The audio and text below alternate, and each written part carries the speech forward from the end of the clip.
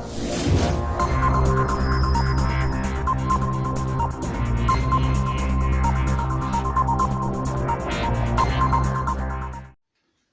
Friend, आप सभी का स्वागत है हमारे YouTube channel supreme study point में। सुप्रीम स्टडी पॉइंट में आज लेकर आया है हिंदी सब्जेक्ट का एक महत्वपूर्ण चैप्टर, वो है समास। समास के बारे में हम इस चैप्टर में, इस वीडियो में पढ़ेंगे पूरा कि समास किसे कहते हैं, समास कितने प्रकार के होते हैं, और सबसे जो मुख्य बात है वो हम पढ़ेंगे कि ट्रिक से समास को पहचानने का तरीका। जो भी समास के 5-6 प्रकार हैं सभी को ट्रिक से पहचानेंगे। तो बने रहिएगा वीडियो के अंत तक। वीडियो को छोड़ के कहीं जाना नहीं है। वीडियो पर पहले आए हैं हमारे चैनल पर तो चैनल को सब्सक्राइब कीजिए। और एक जानकारी बता देते हैं कि मेरे चैनल पर हिंदी संबंधित टोटल चैप्टर का आपको वीडियो मिलेगा, तो वीडियो को अंत तक देखिए। तो देखते हैं हम सबसे पहले कि समास किसे कहते हैं, उसके बाद बताएंगे कि समास को कैसे पहचानें और कितने प्रकार होते हैं। तो 2 या 2 से अधिक पदों के मेल से बने नए पद को क्या कहते हैं, तो समास कहते हैं। 2 या 2 से अधिक पदों के मेल से बने नए पद को परिवर्तन जो होता है उसको क्या कहते हैं, समास कहते हैं। सामासिक शब्द को फिर से अलग करना समास विग्रह कहलाता है। सामासिक पद को अलग करना क्या कहलाता है, सामासिक विग्रह कहलाता है। जैसे गंगा जल है तो गंगा जल को अगर हम अलग करते हैं तो गंगा अलग और जल अलग हो जाता है। तो जो पहला अलग दो रूप में अलग होता है, एक पहला एक दूसरा। तो पहला जो होता है पहले का उसको पूर्व पद बोलते हैं, और लास्ट वाला जो होता है उसको अंतिम पद बोलते हैं। वही है, पहले वाले शब्द को पूर्व पद और बाद वाले शब्द को अंतिम पद कहते हैं, ठीक ना। तो ऐसा पूछ देता है एग्जाम में कि गंगा जल में जल जो है वो किस पद का है, समास में किस पद है, पूर्व पद या अंतिम पद, इस तरह से दे देता है। तो नेक्स्ट है कि समास मुख्यतः 6 प्रकार के होते हैं। समास मुख्यतः 6 प्रकार के होते हैं। पहला अवयवी भाव समास, दूसरा है तत्पुरुष समास, तीसरा कर्मधारय समास, चौथा द्विगु समास, बहुब्रीहि समास और द्वंद्व समास। तो 6 प्रकार समास है। और समस्या ये उत्पन्न हो जाती है जब कोई शब्द दे दिया जाता है, पूछा जाता है कि इसमें कौन सा समास है, द्विगु समास है कि द्वंद्व समास है ना, कि बहुब्रीहि समास है। टोटल समस्या आपको दूर हो जाएगा इस वीडियो में, बने रहिएगा अंत तक। तो सभी चीज को देखिए, एक एक पार्ट को हम बताएंगे, एक एक प्रकार को सही ढंग से। तो देख लेते हैं फ्रेंड कि कहाँ से हम लोग छोड़े थे कि समास 6 प्रकार के होते हैं, ठीक ना। समास मुख्यतः 6 प्रकार के होते हैं, सभी प्रकार का नाम लिख दिए थे। आप लोगों से निवेदन है कि सभी को वीडियो को रोककर नोट्स जरूर बनाइए, ठीक ना। अब देखते हैं, सबसे पहला था कि अवयवी भाव समास। तो अवयवी भाव समास के लिए हम बता दिए पहले ही कि मेरा मुख्य जो काम है वह बताएंगे आपको ट्रिक से सभी समास को पहचानिए। तो सबसे पहले अवयवी भाव का समास का जो आप डिफिनेशन देखते हैं 4 लाइन 5 लाइन का, वो यहाँ नहीं मिलेगा। पहला पद प्रधान होता है अवयवी भाव समास को, तो उसको हम किस तरह से समझेंगे वो ट्रिक से देखिए कि पहला छोटा होगा, यानी कि जब समास को विग्रह करेंगे तो पहला शब्द जो होगा वो छोटा होगा, कम अर्थ वाला होगा, है ना। वो अपनी अर्थ के अनुसार वो अपना कम भागीदारी निभाएगा। दूसरा जो पद बनेगा, शब्द बनेगा, दूसरा शब्द जो होगा वो बड़ा होगा और ज्यादा अर्थ रखने वाला होगा। इस तरह से आप याद कर सकते हैं कि अवयवी भाव समास में पहला जो होगा वह छोटा होगा और कम अर्थ वाला होगा, और दूसरा जो होगा वो बड़ा होगा तो ज्यादा अर्थ रखने वाला होगा। जैसे आजीवन को अगर हम डिवाइड करते हैं, इसको जो है अगर तोड़ते हैं, संधि विच्छेद करते हैं, आजीवन समास विग्रह कर दिए, तो आ जो हो गया वह पहला छोटा है और कम अर्थ रखने वाला है, और जीवन जो हो गया वो बड़ा है, दूसरा बड़ा है और ज्यादा रखने वाला है, जीवन भर। उसी तरह प्रति जो दिन, तो प्रति जो हो गया वो छोटा और कम अर्थ रखने वाला है, और दिन है, दिन को ही ना प्रतिदिन, रोज दिन जो करेंगे हर दिन, तो ये हो गया। तो ये अवयवी भाव समास हुआ। इसका ट्रिक याद रखना है, पहला छोटा कम अर्थ वाला, दूसरा बड़ा ज्यादा अर्थ रखने वाला। अब हम बात करेंगे दूसरा पॉइंट की। इसका दूसरा ट्रिक है, ये एक ट्रिक से आप पहचान जाइएगा, दूसरा ट्रिक देखते ही पहचान जाइएगा। दूसरा ट्रिक है कि एक ही शब्द बार बार आने पर अवयवी भाव समास होता है। जैसे रातों रात, दिनों दिन, हाथों हाथ, बातों बात। ये जहां एक ही शब्द जैसा 2 मिल रहा है ना, रातों रात, दिनों दिन, हाथों हाथ, बातों बात, इस तरह का इत्यादि जो भी शब्द होते हैं वो अवयवी भाव समास ही होंगे। तो अवयवी भाव समास पहचानने के लिए 2, पहला पद प्रधान, उसके साथ साथ ट्रिक्स हो गया कि पहला छोटा और कम अर्थ रखने वाला, दूसरा बड़ा, दूसरा पद जो होगा वो ज्यादा अर्थ रखने वाला और बड़ा होगा। और दूसरा ट्रिक था कि एक ही शब्द बार बार आने पर तो वो अवयवी भाव समास। दूसरा हम बात करते हैं तत्पुरुष समास, जो कि समास के प्रकार में सबसे महत्वपूर्ण टाइप यही है तत्पुरुष समास। ये खुद में अपने आप के 6 प्रकार रखता है। तो तत्पुरुष समास को पहले जानते हैं। तत्पुरुष समास का पद दूसरा पद प्रधान होता है। इसका ट्रिक्स है कि दूसरा पद छोटा और कम अर्थ वाला होगा। उल्टा हो गया, उसमें पहला पद छोटा और कम अर्थ रखने वाला, इसमें दूसरा पद छोटा और कम अर्थ रखने वाला, पहला पद बड़ा और ज्यादा अर्थ रखने वाला।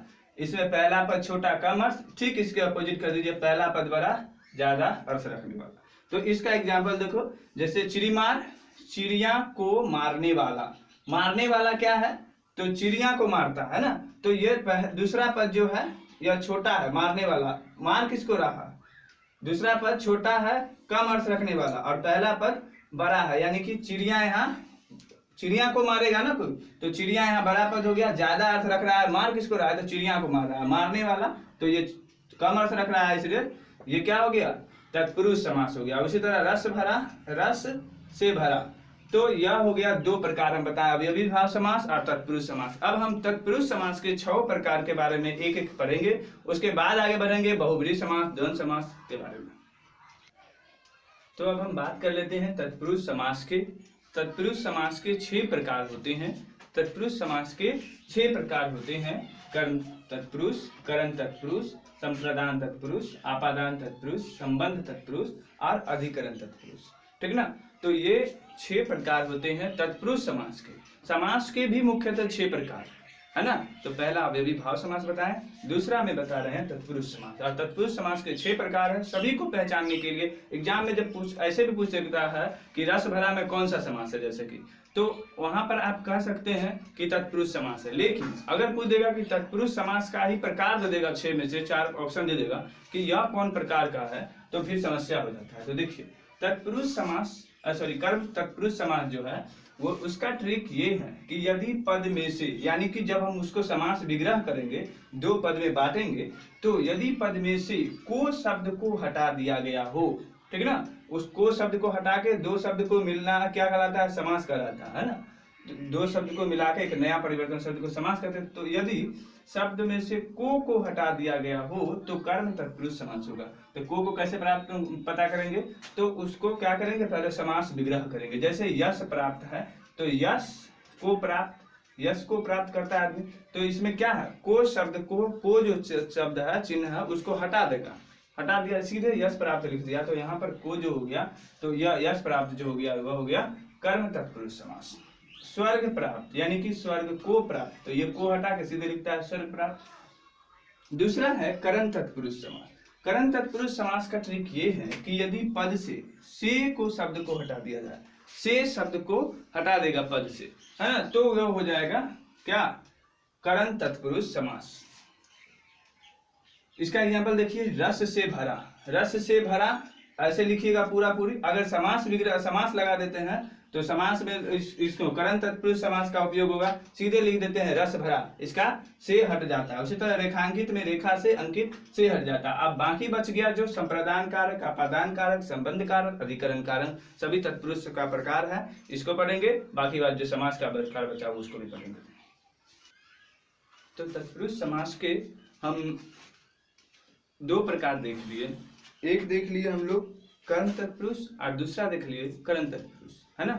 अब हम देखते हैं संप्रदान तत्पुरुष समास। संप्रदान तत्पुरुष समास क्या होता है? संप्रदान तत्पुरुष समास को कैसे पहचाने? तो इसके लिए जो हम ट्रिक बनाए हैं वो है कि यदि पद में, है ना, यदि पद से, यानी कि जब समास विग्रह कीजिएगा तो के लिए शब्द हटा दिया गया हो, है ना, जब उसको ज्वाइंट किया होगा 2 पद को समास बनाने के लिए, समासित पद बनाने के लिए, तो के लिए शब्द को हटा दिया गया होगा, तो उस तरह को संप्रदान तत्पुरुष होगा।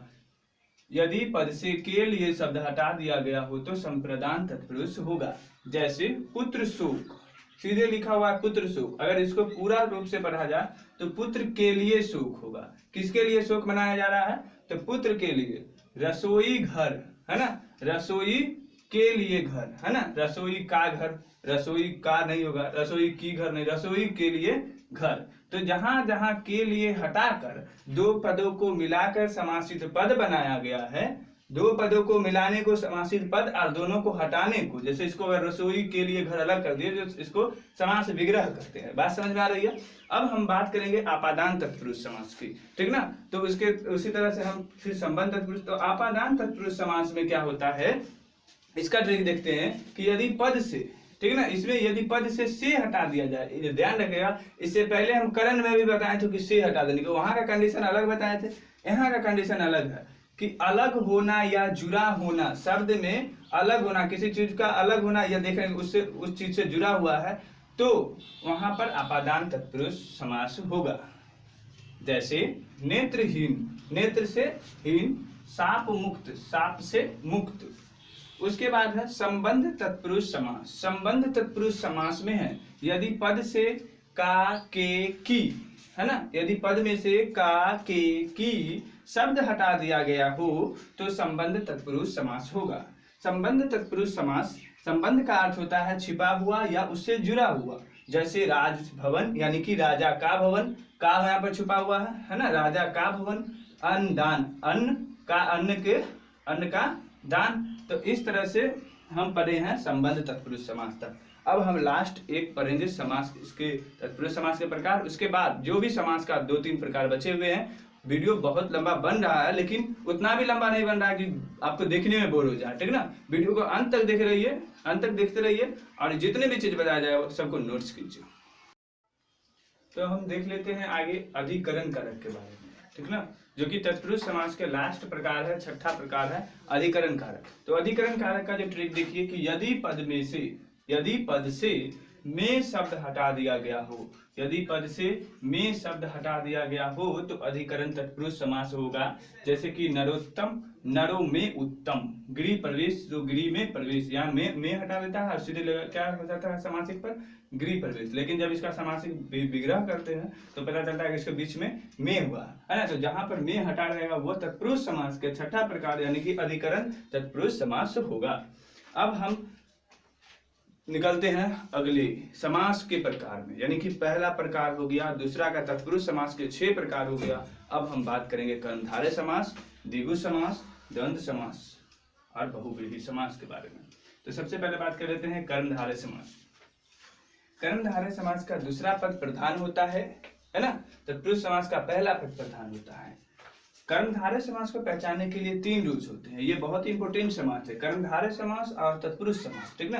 ये दोनों ही बहुत इंपॉर्टेंट है, अच्छे ध्यान से पढ़िएगा, नोट्स बनाइएगा जरूर। कि पहला पद विशेषता बताता है। कर्मधारय समास में 3 चीज को ध्यान में रखना है। पहला पद विशेषता बताता है, पहला पद, जब समासिक पद करेंगे तो पहला पद और अंतिम का पद होगा। दूसरे पद की तुलना में होती है ना, जो उस पद को हम बोलेंगे उस दूसरा पद की तुलना में पहला पद होगा।